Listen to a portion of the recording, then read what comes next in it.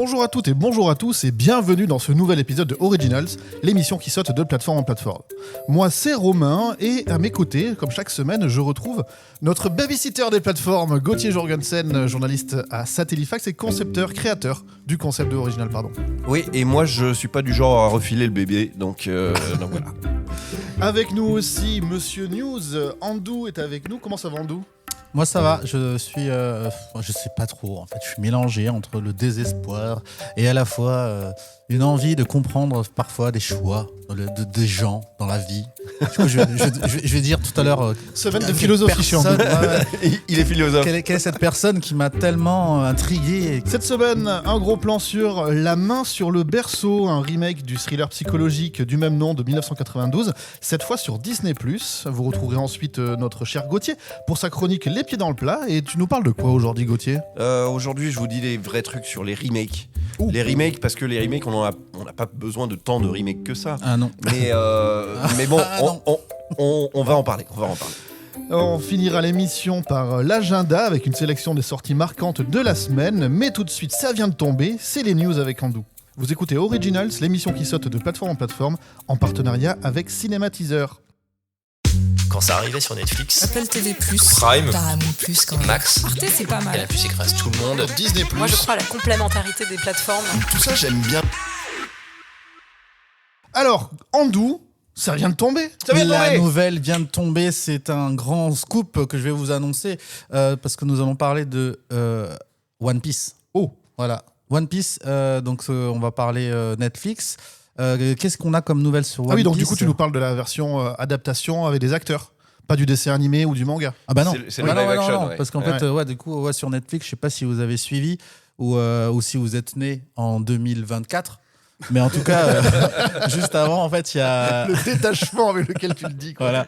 Juste avant, du coup, il y a effectivement une version live action du célèbre manga One Piece qui était sorti sur Netflix et qui a très bien marché d'ailleurs. Hein. Oui, c'était un grand succès Netflix. C'était en 2023, je crois, un truc comme ça. Exactement. Et donc, en fait, pour rappel, Netflix, ça parle de quoi ? Ça parle d'un jeune pirate avec un chapeau de paille. Du coup, petite anecdote par rapport à ce chapeau de paille, parce que du coup, on retrouve ce célèbre chapeau de paille dans les différents mouvements internationaux là, qui ont eu lieu un peu à travers le monde, où en fait, la jeune génération s'est révoltée contre les États. Donc on a vu, par exemple, on appelle ça la génération Z, là, la Gen Z. Le côté pirate, en fait. Voilà, c'est ça exactement. qui, le côté pirate donc, a été repris par ces mouvements à travers le monde. Je dis ça parce qu'il y a eu un mouvement à Madagascar et ils ont repris le chapeau de paille de Luffy, mais ils ont juste changé, le logo de One Piece, mais ils ont juste changé le chapeau de paille de Luffy par un chapeau malgache. Et c'est trop stylé. Donc, qu'est-ce qu'on dit sur One Piece ? Eh bien, pour la saison 3, parce que du coup, la saison 2 va sortir au mois de mars, là, bientôt. Mais on a des nouvelles concernant la saison 3. Et en fait, c'est qu'on connaît le nom d'un acteur qui va rejoindre le cast. Et il s'agit de... Attention, alors je vais d'abord dire qui c'est, parce qu'en fait... Son nom, Michael J. Fox. Non, pas du tout. Non, pardon. Non, c'est Jean-Marc Thibault. C'est l'acteur qui a joué Miguel dans Cobra Kai. Ça vous dit quelque chose ? Mais c'est le mec qui faisait Beetle, là, le super-héros. Blue Beetle, ouais, Blue exactement. Beetle, ouais. Ouais, donc, après un succès, on peut dire que Cobra Kai c'était un succès sur Netflix. Il avait tenté une aventure au cinéma dans un film de super-héros d'ailleurs, hein, Blue Beetle. DC Comics, mais un DC Comics qui s'est complètement ramassé. Donc, ça, je dois dire que Blue Beetle, faut le voir pour le croire. Voilà, j'ai essayé pour vous, ça pique. Voilà. Donc du coup, après cet échec, le gars il dit je vais retourner sur Netflix, j'ai l'impression que ça marche mieux. Et donc, il a un rôle dans la saison 3 de One Piece et il va jouer le rôle de Ace. Ok, ah oui, c'est un personnage important, Ace. Alors, moi, je connais pas trop l'histoire, mais si j'ai bien compris, c'est peut-être un frère de Luffy. Attention, tu vas spoiler des choses. C'est déjà un spoil, ça ? Peut-être. Peut-être, on sait jamais. Bref, et donc, du coup, je vais finir la chronique en essayant de prononcer son nom correctement. Donc, cet acteur s'appelle Cholo. Et voilà, j'ai raté. Loupé. Non, c'était pas mal, ça commençait bien. Ouais, c'est toi qui le montes après, tu fais ce que tu veux. Non, je la garde parce que c'est tellement un défi de le dire celui-là que je vais le garder. Cholo Maridueña. Ok, c'est pas mal, c'est pas mal. C'est pas mal, voilà, c'est tout pour Netflix. Attention, on passe à HBO. Bah oui, ça vient de tomber. Ça vient de tomber sur HBO. Donc, qu'est-ce qui vient de tomber sur HBO ? Eh ben, on signe un remake, non ? C'est un remake. C'est un remake, c'est pile dans la chronique de Gauthier. Alors celui-là, on a envie de dire pourquoi pas. Pourquoi pas ? Parce qu'il s'agit de quoi ? Il s'agit d'un remake de V pour Vendetta. Oh, qui est... Ouais. Déjà ? Alors elle est en série, bah, je crois. Déjà, enfin non. J'ai l'impression que c'est sorti mardi dernier, moi. Bah non, C'était il y a 20 ans. c'est 2006. 2006. Ah là là. 2006. Donc ouais, en effet, il y a eu déjà un premier V pour Vendetta, donc porté à l'écran par Hugo Weaving dans le rôle de V. Ouais, et Nathalie Et Portman. Nathalie Portman en Ivy. Donc en fait, qui c'est V et Ivy vite fait pour rappel, donc l'histoire de V pour Vendetta, ça se passe en Grande-Bretagne, dans une Grande-Bretagne dystopique, dirigée par un régime autoritaire. Et le personnage principal, V, est un anarchiste masqué qui cherche à renverser le pouvoir. On adore. Alors du coup, ça fait encore le lien avec ce que je t'ai dit tout à l'heure, parce que du coup, ça se trouve là dans cette nouvelle Il version. aura un chapeau de paille. Il aura un chapeau de paille et ce sera en fait un V pour Vendetta de la Gen Z. Ce serait incroyable. Ce sera une série, alors c'est ça, si c'est HBO. Hein. Exactement, ce sera une série et ce sera une série dont le producteur exé sera James Gunn. Ah. Et ouais, intéressant, ouais, parce qu'en fait, du coup, en gros, cette production s'inscrit dans la nouvelle stratégie qui associe DC Comics à HBO, une collaboration qu'on a déjà vue à l'écran, notamment avec The Penguin. Donc, qui a plutôt bien marché. Donc, en fait, ouais, c'est peut-être une association qui marche. Donc, pourquoi pas? Et Pourquoi pas? si tu me permets de rajouter un petit truc, c'est aussi que Permets-toi. la bande dessinée originale d'Alan Moore, notamment, c'est un des grands chefs-d'œuvre de la bande dessinée internationale. Et le film qu'on avait déjà vu avec Hugo Weaving et Nathalie Portman, il coupait énormément de choses pour alléger tout le discours et pour alléger toute l'intrigue. Donc s'ils font une adaptation plus près du comics, moi je trouve que c'est quelque chose à faire. Complètement. On Moi, a hâte. je On a connais hâte. un petit fun fact sur V pour Vendetta. Est-ce que vous vous souvenez de qui jouait le dictateur dans V pour Vendetta? C'était John Hurt. Oui, c'est Et ça. pourquoi c'était John Hurt? Parce qu'il faisait du mal aux gens. Non, Ouais. parce que c'était lui le héros de 1984. Hey. Genre, donc- c'est pour ça. Et donc, il est passé de l'autre côté. Non. Il est devenu le grand Il est dictateur. devenu de, dictateur. de- Tu voilà. vois, ce choix, c'était pour ça, ce choix? Absolument. Incroyable. Ah bah j'adore. Eh bien dis donc, Andou, Ouais, ça vient de tomber. ouais, ça vient de tomber. Ah Et là, attention. Alors attention, non, Andou, calme-toi. Pas d'accent. Alors, nous allons parler de Disney+. Qu'est-ce qui se passe sur Disney+? Eh ben, un tournage vient de commencer. Ah, Ouais, grave. Ils ont fini de poser les caméras sur des trépieds. Et les trépieds, ils les ont mis où? Ils les ont mis à Vancouver. ah mince. Mais du coup, si je vous dis un tournage à Vancouver, vous pensez à quelle série? Vancouver, Canada? Moi tout de suite, je Ouais. pense à X-Files, donc c'est pas ça. Non. Vancouver? Non, bah c'est Shogun, voyons. Ah, Shogun, bah voilà, oui. voilà, bah oui, tu nous as teasé série- avec le Japon. Bah oui, c'est pour ça, Ah ouais, oui. oui, voilà, la série donc, qui se déroule dans Le Japon médiéval. exactement dans le Japon médiéval du XVIIe siècle et qui raconte la montée en puissance d'un seigneur, donc le seigneur Yoshi Toranaga, en pleine guerre de pouvoir, et qui voit l'arrivée d'un navigateur anglais du nom de John Blackthorne bouleverser tout l'équilibre politique. Ouais, c'est vachement bien comme série. C'est génial. Ah, moi j'ai adoré Donc, la c'est cool saison qu'il y ait 1. une saison 2. Ouais, grave. Après, Ouais. c'est pas, ça adapte Mais plus le livre là. Mais oui, c'est ce que j'allais dire. C'est la suite de. Voilà, ils ont Parce que ça avait retracé. déjà été adapté en série une première fois dans les années 80, Mhm. avec Richard Chamberlain, il me semble. Ouais, c'était pas ouf. Et donc là, on n'a pas fini l'histoire. Que justement. tu es en train de me dire que c'est aussi un remake? Et c'est aussi un remake, Oh là là. une deuxième adaptation. On a fini l'histoire du livre et c'est pour ça que Maintenant, on invente. maintenant on trace des lignes pour Ouais, j'ai envie de dire, poursuivre. Après, on voilà, connaît c'est l'histoire, ça. donc la On- bataille de Sekigahara, tout ça. On extrapole. On extrapole. On tire sur la corde d'un succès. Ouais. Oui, voilà. Exactement. ouais. Et pour être sûr d'être accord avec une histoire, une saison 1 dont l'histoire était quand même bien inspirée d'un livre, là on va prendre un peu de marge et on va partir 10 ans plus tard. Ouais. Voilà. Donc il y a un la gros pro- trou entre les. Ouais. Ouais, là, il y a un gros trou partout. Et on a aussi des nouveaux acteurs, dont notamment. Enfin, des nouveaux personnages, je préfère dire, parce que les acteurs, je sais pas si ça vous dira quelque chose, mais en gros, il y aura Aya, il y aura Yuga, Hidenobu, Lord Ito et Goda. Et Ah, on mais- retrouvera bien sûr les personnages Ouais, de la mais- saison 1. On retrouvera Toranaga et John Blackthorne. Ouais, mais Oda Nobunaga, c'est l'équivalent japonais de Napoléon, si tu veux. Donc, Ah, ben voilà, enfin, tout de c'est pas n'importe qui. Ah oui. Alors attention, dans mes rapports, etc., ça, je dis pas que c'est les mêmes personnages et qu'ils ont les mêmes Ouais. traits. J'ai juste que c'est un personnage aussi important et impérialiste que l'était Napoléon chez nous. Et il a un bicorne. Il Non, a, il a un Tu vois, katana. à voir. justement. Non. On a dit que ça se passait pas à Vancouver. Bref. Et voilà, donc on sert rien de plus. C'est déjà pas mal. C'est déjà pas mal. Hein.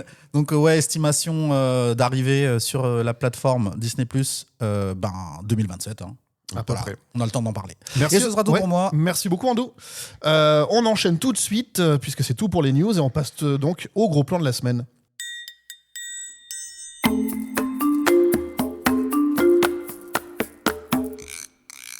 Et ce gros plan, on l'a dit, c'est un remake de La main sur le berceau qui s'appelle The Hand That Rock the Cradle en VO, Tout à fait. avec Bravo. mon accent français.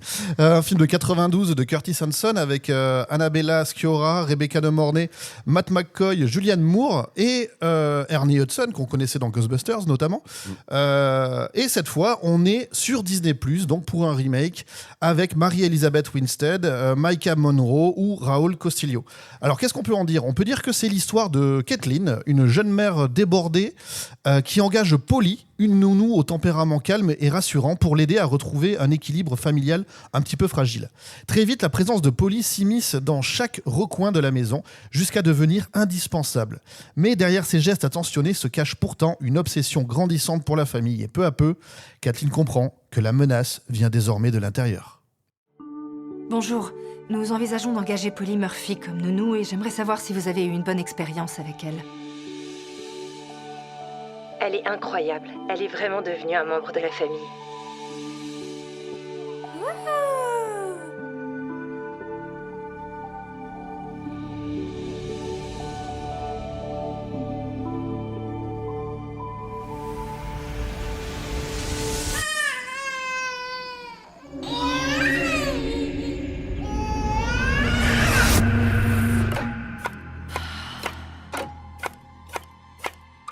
Qu'est-ce que tu sais d'elle? À part ce qu'elle a bien voulu te dire. C'est ma robe que tu portes? Oui.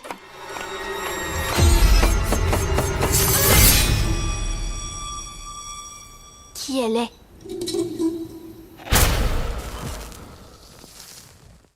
Alors c'est produit par la Fox, voilà, et ça s'inscrit donc dans cette stratégie de Disney et de Hulu aussi d'exploiter avec un twist les thrillers dits classiques. Là normalement, on va assister à une réinterprétation de l'une des peurs modernes autour de la parentalité, de l'isolement, et ça, est-ce que ça peut être pertinent pour le public d'aujourd'hui?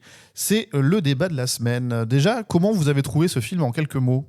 Le remake, je l'ai trouvé, moi, plutôt intéressant.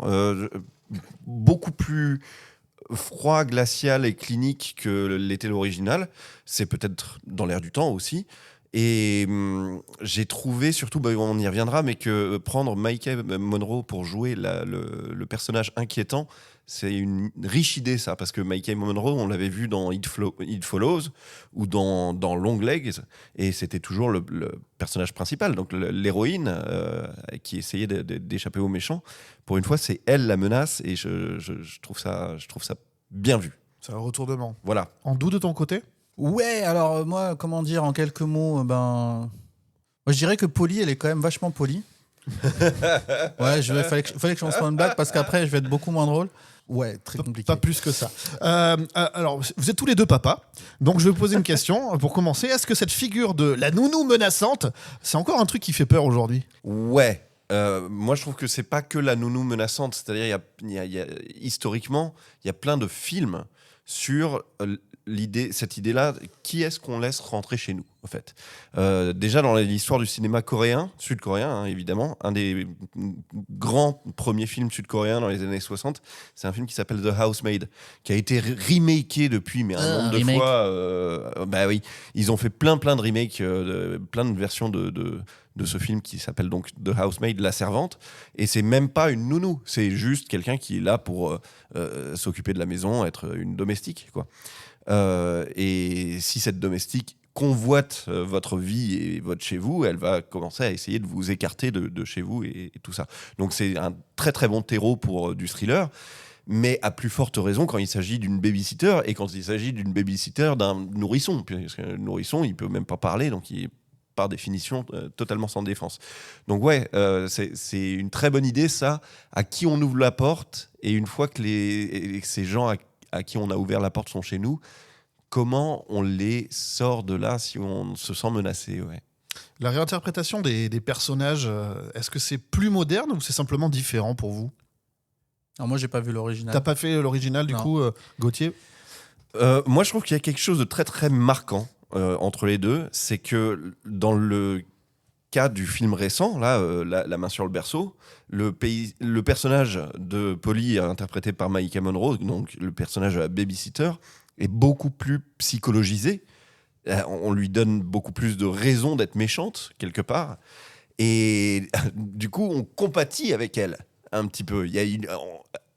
Arrivé à un certain twist du film, on peut que se dire ah, mais il y a un problème, c'est que une partie de moi est partiellement d'accord avec sa colère, quoi.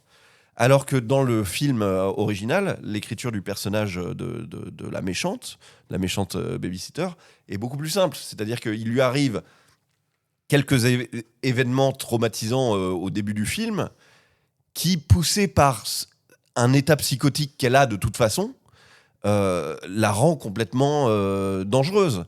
Mais si vous voulez, c'est comme les deux versions de Frankenstein dont on a parlé récemment.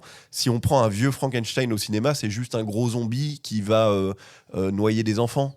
Et si on prend le Frankenstein récent, bah là, c'est un personnage très très complexe avec des sentiments comme ça et qui va rencontrer son créateur et tout ça. C'est un petit peu pareil, c'est-à-dire que dans le film original, la babysitter, c'est une méchante très méchante qui a des raisons pas suffisantes pour être si méchante que ça.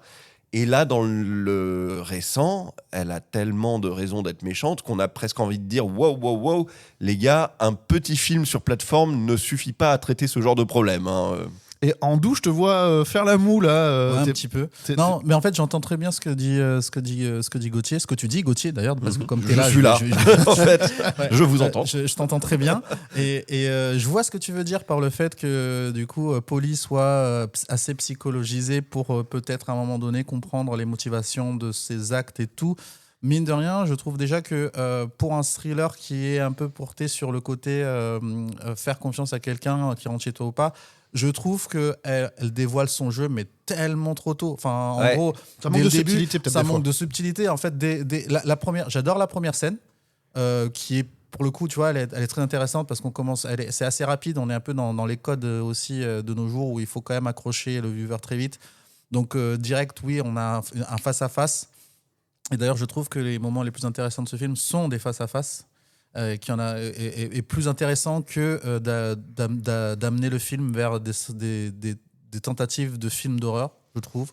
Ou de thriller. Ou de thriller, voilà. Mais les face-à-face, c'est très intéressant. Et du coup, Polly, à mon humble avis, moi, ce que je trouve dommage, c'est qu'à la 10e minute, elle parle déjà de manière très avec plein de sous-entendus et voilà, on comprend que ça y est, ça va partir. Et en fait, du coup, en tant que spectateur, c'est bon, bah ok, on sait déjà. En fait, il y a aucune surprise. Après, il y a des tentatives je trouve qu'il y a des tentatives du coup de code de films d'horreur un petit peu vers le milieu où voilà, et là du coup je trouve ça assez intéressant aussi quand on voit vraiment son switch à l'écran et qu'on voit comment est-ce que derrière cette façade, sauf qu'en fait la façade était tellement déjà fissurée qu'en fait quand tu ouvres, ben ouais, tu sais qu'il y a un trou derrière, donc je trouve que c'était un peu dommage. Dans la mise en scène, il y a quand même des petites subtilités au niveau de le sentiment de poids, de présence, même dans les absences. Il y a un truc un peu comme ça qui est... Alors, dans la mise en scène, moi je trouve qu'il y a un truc qui est gros comme une maison et c'est pour ça que j'ai dit tout à l'heure que je vais quand même questionner le choix, parce que moi, quand j'ai vu le film, tout de suite, j'ai vu un réalisateur. D'ailleurs, c'est une réalisatrice. Non, c'est une réalisatrice, oui. Et la réalisatrice, je trouve que elle a des lubies. Elle a des lubies. Et des fois, les lubies, ben, ça manque un peu de subtilité. Là, la lubie qu'elle s'est dit, c'est je vois, on va pouvoir utiliser les vitres de la maison, les vitres de la voiture. On va utiliser toutes les vitres. Et vous savez qu'on va faire avec les vitres? On va filmer ça de manière à ce que les deux personnages vont pouvoir se fondre l'un derrière l'autre. Et puis, des fois, elle sera derrière la vitre, des fois, elle sera devant la vitre. Et parfois, elles seront côte à côte ensemble pour dire qu'en fait, c'est le même personnage. Enfin, bref.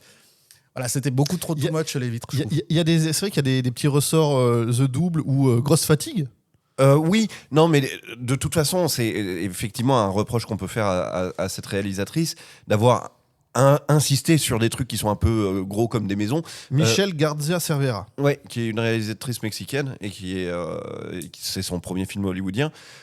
Effectivement, dès la première scène où il y a le face-à-face entre les deux, on voit qu'elles se ressemblent beaucoup. On insiste sur un chignon qui sera un plan qui sera repris à la fin du film. Sauf que c'est l'autre qui porte le chignon, etc. Oui, c'est assez lourd. Disons que cette réalisatrice, ce qui est très apparent, moi je trouve, c'est qu'elle est allée à l'école de David Fincher, très manifestement. C'est beaucoup effectivement de chant contre chant dans des intérieurs qui sont glaciales. C'est beaucoup de caméras statiques. Bon, elle a assez bien appris la leçon. C'est vrai que ces intérieurs un petit peu impersonnels, ça fait un peu 2025, on ne sait pas très bien pourquoi, mais enfin, ce chic du Ça fait très... dépouillé. Magazine Ikea. Non, un peu, du coup, ouais, en fait, oui. maintenant que tu parles de l'école Fincher, en vrai, il y a un côté Millennium. Oui, mais oui, Dans ce oui. Ou Gone Girl, tu vois. Enfin, Ouais. il y a vraiment Ouais, une il y a- sorte c'est d'inspiration vrai. assumée à Ouais, ça. c'est vrai. Alors que Curtis Hanson, c'est bien Curtis Hanson qui faisait le premier film, L'original. qu'on connaît parce qu'il a fait LA Confidential et 8 Mile et plein d'autres films. Hein. Lui, il avait conscience, si tu veux, de réaliser un peu une série B des années 90. De toute façon, quand tu as Annabella Scoria et Rebecca De Mornay dans les premiers rôles, tu sais où on se situe dans la temporalité. Hein. On est au début des années 90, quoi. Et donc, il y a quelque chose d'un thriller moins psychologique dans le premier, quelque chose d'assez assumé. Tu fais bien de le dire, une des grandes différences entre les deux, c'est que dans le premier, la babysitter cache bien son jeu. Jusqu'aux 20 dernières minutes. Alors que oui, il y a un parti pris radicalement différent, qui est que la babysitter malveillante, dès les 20 premières minutes, elle s'est faite griller par la chef de maison, Mary-Elizabeth Winstead, qui se dit non, mais c'est pas possible. Sauf que comme elle a un peu un passif, et elle a pris des médocs, et elle a eu une autre époque, une autre vie, etc., on la soupçonne vachement de retomber dans une forme de dépression et de soupçonner tout le monde pour rien. Et l'autre le sait et joue là-dessus et tout, et ça c'est pas trop mal foutu. Mais il y a quand même un dernier petit point sur lequel je voulais insister. Mais insiste. Sur la différence entre les deux films. Et voilà, j'ai perdu mon truc. Alors si. Le rôle des enfants. Ah oui. Dans le film original, il y a un nourrisson, mais il y a une petite fille plus âgée. Là aussi, c'est le même configuration familiale. Dans le film original, la petite fille plus âgée a un rôle beaucoup plus important dans la sauvegarde du cocon familial. Absolument. Alors que là, il y a une espèce de tentative d'emprise. Ça, c'est nouveau. C'est vrai. L'emprise sur la grande. Ouais, tu fais très bien de le dire. Et j'ai retrouvé, mon truc. Mon truc, c'est qu'il y a une différence d'image sur l'héroïne, la mère de famille. Dans le premier film, Annabella Scoria, c'est bobonne à la maison, quoi. Alors que c'est important que le deuxième film, au contraire, commence par une scène où elle est au travail. Elle est au travail et elle est en train de justement nouer déjà une relation avec celle qui va devenir sa babysitter. Donc l'image de la femme entre les deux films a quand même beaucoup changé. Quoi. Et il y a une petite... Du coup, j'ai compris qu'il y avait un petit easter egg, je viens de le noter, c'est qu'en fait, donc, Polly, Polly, c'est pas son vrai nom. Elle a changé de nom. Au début, elle s'appelait Rebecca. Et Rebecca De Mornay. Et du coup, Rebecca De Mornay, c'est référence à Rebecca De Mornay qui jouait dans l'original. Je pense. Bravo. Je pense. Oui. Et oui, je l'ai. Ça s'appelle donc La main sur le berceau et c'est disponible depuis le mercredi 19 novembre sur Disney+. Et Gauthier, à force de parler de remake, tu as eu envie de nous en parler en mettant les pieds dans le plat. Alors Gauthier, vers où tu nous emmènes cette fois ? Alors, je voulais vous parler des remakes et vous dire les vrais trucs sur les remakes. Et je pense que vous m'attendez au tournant. Je vais dire du mal des remakes. Je vais dire qu'il y en a trop. Il y en a des biens. Disons que c'est vrai que quand on en est à remaker pour les plateformes la main sur le berceau, je me dis c'est quoi l'étape suivante ? On va remaker Breakdown avec Kurt Russell. Enfin, qu'est-ce que... bon. Et tu dis ça, c'est la sortie de Running Man au cinéma. Oui, c'est ça. On avait un peu le sentiment qu'on arrive complètement à bout d'idées, etc. Commando, j'ai hâte. Commando 1986. Il faut le faire. C'est ça. Sauf que j'ai arrêté de dire du mal des remakes, moi, depuis quelques années, depuis le moment où Steven Spielberg a sorti West Side Story. Parce que avant que sorte West Side Story, qu'est-ce que j'ai pu gueuler contre West Side Story ? J'étais là, il y en a marre des remakes. Qu'est-ce qu'il va foutre Steven Spielberg à aller remaker West Side Story ? West Side Story, c'est déjà un chef-d'œuvre. Il voudrait pas plutôt faire Indiana Jones 5 ? Ça serait beaucoup plus intéressant. Et il se trouve que j'ai fini par voir West Side Story et que le West Side Story de Spielberg, il est éblouissant à quelques détails près. Et que Indiana Jones 5, pour finir, même si ça avait été Spielberg qui l'aurait réalisé, ça n'aurait pas été un très grand film. On a fait le tour d'Indiana Jones, merci beaucoup. Alors depuis, je me dis, faites des remakes. Après tout, il n'y a pas de raison qu'un remake soit par nature un mauvais film. Je veux bien qu'on remake tout et n'importe quoi, mais il y a quand même un petit truc dont j'en ai un peu ras-le-bol dans les remakes récents. Et on l'a vu avec les 3 précédents trucs qu'on a chroniqués déjà, c'est de remaker en psychologisant tout et n'importe quoi. Et ça, c'est la trend actuelle. Il faut qu'on comprenne les motivations de tout le monde. Et je trouve ça un peu nul. Je trouve ça un peu relou que Frankenstein, maintenant, il est tout plein de raisons d'être méchant. Je trouve ça un petit peu pénible que Merteuil, elle a un background qui fait qu'elle est un petit peu moins peste que la Merteuil des Liaisons dangereuses. Et je trouve ça un peu chelou qu'il y ait tant de thèmes gravissimes abordés en un seul twist dans le dernier La main sur le berceau, alors qu'avant, on avait une méchante qui était juste très très méchante et ça faisait un très bon thriller psychologique. Je trouve qu'à ce train-là, on va nous faire bientôt un remake de E.T. où il y aura des scènes de flashback de E.T. dans sa planète, dans sa famille, avec sa maman qui lui fait une tarte aux myrtilles de l'espace le soir où E.T. vient en couple avec son boyfriend et fait son coming out, tu vois. Et peut-être que là, si on nous explique ça, on comprendra beaucoup mieux l'ambition de E.T. quand il dit maison, maison et qu'il veut rentrer chez lui. Ben non, en fait, ça sert à rien, toutes ces couches psychologiques nulles. Et parfois, on a besoin d'avoir des archétypes. Si vous lisez Tintin, par exemple, c'est peut-être mieux d'en savoir pas trop sur Tintin. Parce que ça fait un héros complètement premier degré, qui est chouette, qui balance des patates dans la gueule, qui court vite, qui a un chien qui s'appelle Milou et tout. T'as pas besoin de trop en savoir sur l'addiction au porn de Tintin, hein. Par exemple. Ça gâcherait un petit peu tout. Et donc voilà, je trouve que le cinéma, bien sûr, est un art, et le cinéma peut se permettre qu'il soit sur plateforme ou en série ou dans la forme que vous voulez, peut se permettre évidemment de lever des lièvres importants. Mais je trouve aussi qu'on a besoin, nous, dans la pop culture, d'avoir recours une fois de temps en temps à des archétypes. Ça fait du bien, les archétypes. Ça fait du bien d'avoir un gars comme Zorro, tu n'as pas besoin d'en savoir beaucoup sur son enfance. Il met un masque, il sauve les gens. Voilà. C'est vrai qu'il y a une vraie tendance aussi à se mettre du côté des monstres en essayant de leur trouver des circonstances atténuantes. Je dis pas que c'est bien ou pas bien, je dis que c'est une tendance. On l'a vu avec Ed Gein, on l'a vu dans pas mal de séries, de thrillers, exactement. Où on voit très vite, en tant que spectateur, le visage du mal en essayant de comprendre que enfant il avait eu des traumas, que machin. Alors évidemment, on se doutait bien qu'Hannibal, il n'est pas devenu complètement taré oui. sans avoir déjà peut-être quelque chose. Mais là, on n'a plus le « Ah, mais en fait, c'est lui le tueur !» On est tout le temps Alors, le tueur, en fait, à la base, il a été abusé par son papy. Oui. Mais, voilà, donc, je comprends ce que tu veux dire. Et tu vois, de la même manière qu'à chaque fois qu'on refait une nouvelle version de Batman, c'est avec une couche de psychologie en plus. Ah bah ça, c'est à cause du Joker, du coup. Le Joker a tellement... Pas forcément, parce que si tu regardes bien la tendance de psychologiser tout le monde, on peut dire que ça a peut-être commencé dans ces années-là de remake de Batman, The Dark Knight, où du coup le méchant a pris une telle dimension. Donc mi-2000 quoi. Mi-2000. Voilà, il a pris une telle dimension psychologique et qui du coup a donné un grand film.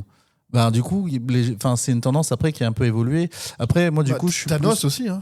Thanos aussi, voilà, ouais, je suis d'accord. Et je trouve que c'est par exemple, dans le cas présent, dans le cas des super-héros qu'il faut psychologiser pour remaker, je trouve qu'il y a une forme de malaise américain à se dire on peut plus assumer d'avoir juste des Vengeurs masqués, quoi. En fait, on peut plus c'est un peu trop débile. Ils ont des collants, ils ont des capes, c'est des Vengeurs masqués. Ouais, je pense que c'est pas ça qui est un petit peu plus compliqué de nos jours. C'est juste que je pense que c'est plus compliqué de nos jours de juste avoir le bien et le mal, en fait. C'est juste ça qui est compliqué de nos jours. C'est maintenant, on a plus envie, même en tant que spectateur, je pense qu'on a aussi envie d'avoir des trucs plus nuancés parce qu'on en a bouffé tellement depuis des années du bien contre le mal, où généralement le cinéma s'est construit beaucoup autour de cette dimension-là, un peu propagande et tout, de qui est le mal, qui fait le mal, qui fait le bien. Que maintenant, c'est vrai que même et ça reflète un petit peu, là je vais un peu loin, hein, mais ça reflète aussi une espèce de géopolitique mondiale aussi, où en fait il n'y a plus vraiment de grands méchants et de grands gentils en fait. Donc en fait tout ça maintenant dans la tête des gens, contribue au fait que je pense qu'on aime plus aussi regarder. Alors, du coup, moi, je préfère qu'on s'attarde plus sur les victimes que sur les monstres, d'ailleurs. Je trouve qu'on passe pas assez de temps à psychologiser les victimes, alors que ce qu'ils vivent, ils vivent d'atroces souffrances. Et en fait, on préfère psychologiser le pourquoi le méchant est devenu ce qu'il est. Donc là, sur ce côté-là, tu vois, je préférerais avoir un remake. Si on décide de faire des remakes toujours de monstres ou des remakes de thrillers, des trucs comme ça, parce que le thriller est un thème qui marche au cinéma, ok. Mais là, par exemple, sur le remake dont on parle aujourd'hui, je trouve ça dommage de centrer en fait encore l'intrigue sur le fait qu'une femme va faire du mal à une autre femme, alors qu'en fait le principal bourreau de ces deux femmes, c'est quelqu'un d'autre, et en fait elles sont plus victimes qu'autre chose, et il n'y a jamais ce côté victime en fait qu'elles ont vécu, sauf peut-être un petit peu à la fin, mais voilà, comme tu le dis, en fait c'est juste mis dans un flashback comme ça et on n'en parle plus, donc voilà, je trouvais ça un peu dommage. En tout cas, moi, je serais très très client de voir à l'avenir un remake d'un film qui a été très psychologisant, et un remake qui fait un peu fi de la psychologie et refait vivre des archétypes du cinéma, justement un peu de le bien, le mal, pourquoi pas. Merci beaucoup Gauthier. On enchaîne tout de suite, c'est l'agenda, c'est les sorties de la semaine.